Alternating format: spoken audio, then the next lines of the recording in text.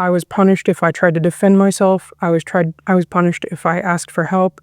I was punished if I tried to escape, which also led to even more abuse coming from my siblings, and that got physical. My sister would physically strike me over and over, especially targeting my back a lot, to the point, after years and years of it, any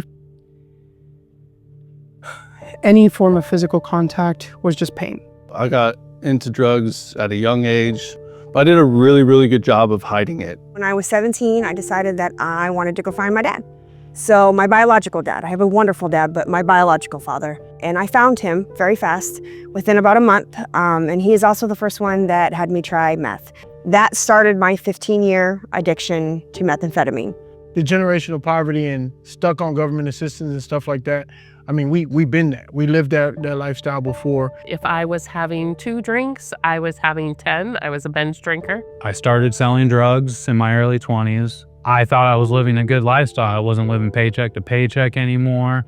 I was getting to party all the time, do all the drugs I wanted. And then that all came crashing down on me in February of 2019. And it was the cops serving a search warrant on me, and they opened fired on me twice. And both bullets, one bullet just went right on the side of my head, just barely missed me.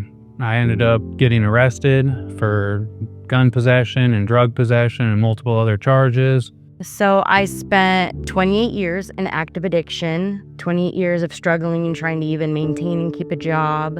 I lost my father. My father did end up overdosing off drugs.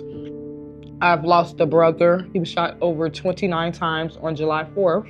Once I got around my mom's family, they used to abuse me, they used to beat me, they used to beat on me. I joined the gang when I was like 11 years old. They had me do everything because I wouldn't get as much time as them. And it was hard growing up because, you know, in the gang, you have to do this stuff. You're either gonna do it or they're gonna harm you. So it was hard. You know, I had a rough life. I got released from prison about, I want to say, last year in November, and you know, getting out, it was tough. You know, I was putting in applications, and you know, I was getting denied left and right, just feeling really, you know, discouraged about things, you know. And I made a deal with God, and I was like, look, I'm tired. I can't do this anymore. So I'm gonna do all these drugs, and I'm gonna kill myself. But if you wake me up, I'll take it seriously. I'll get sober. I'll do the things I'm supposed to do. Kathy kidnapped me and my siblings with her at the time boyfriend, took us out of state. For a week and a half, we were completely isolated. We were threatened with dogs. We were not allowed to leave even the house or the front door. Our cell phones were taken away, and if they couldn't get the cell phones from us, they would take our chargers so that once they died, we had no connection. We were not put in any school. No one was told where we were. And eventually he did start threatening us with guns. Is because after that all happened, I was the one who was expected to take care of my siblings still. I was still the one expected to protect them and care for them.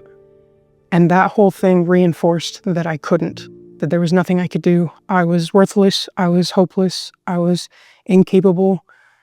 And I'd already been told that all of my life up to that point, and that just deep-seated everything, like deep-rooted it so deeply that I couldn't get it out. I noticed at a young age a shift in my life when me and my sister was living with my dad and my mom, then to living with my mom and going to move in with my grandma in a 2-bedroom apartment with 12 people. So I went from sleeping in my own bed to sleeping in the living room floor with my mom and my sister next to me. Then my mom was pregnant with my younger brother. I had a pill addiction. One of my other addictions, I was addicted to cocaine. I tried meth before, it wasn't my style. I tried a little heroin, but that wasn't me either. I also have tried acid, shrooms, and a host of other things. My second marriage was extremely abusive, to the point that I tried to commit suicide on his medication. It did not succeed. I was blind for 3 days, and instead of taking me to the hospital, he put me in the bed because he was afraid he was gonna get in trouble with his PO, and they would see all the bruises and marks on my body. At the end of that relationship, I ended up getting in a car accident with his brother, his fault, and I broke my neck. I have spinal fusion. I died at the scene, was dead for over 4 minutes. A good Samaritan stopped, resuscitated me, and prayed over me, and that's the only reason I'm alive and I can walk today, that and God. I still decided that meth was not done with my life, so I continued to smoke meth. Then I decided that I wanted to deal it. Go big or go home was my philosophy, so I became a big-time drug dealer here in Des Moines. I ran these streets. I had nicknames that aren't worth mentioning. I thought I was untouchable. I lied, I stole. I burned every bridge with my family, with all my siblings, with my mom, my dad that adopted me, everybody. I lost my children. In 2019, I caught another charge for intent to deliver, so another B felony. It was my second one. I was done, so I asked to go to prison. I asked to be put there so that it would save my life, because if I didn't, I was gonna die on the street, and I didn't want to do that. I'd already died once or twice before.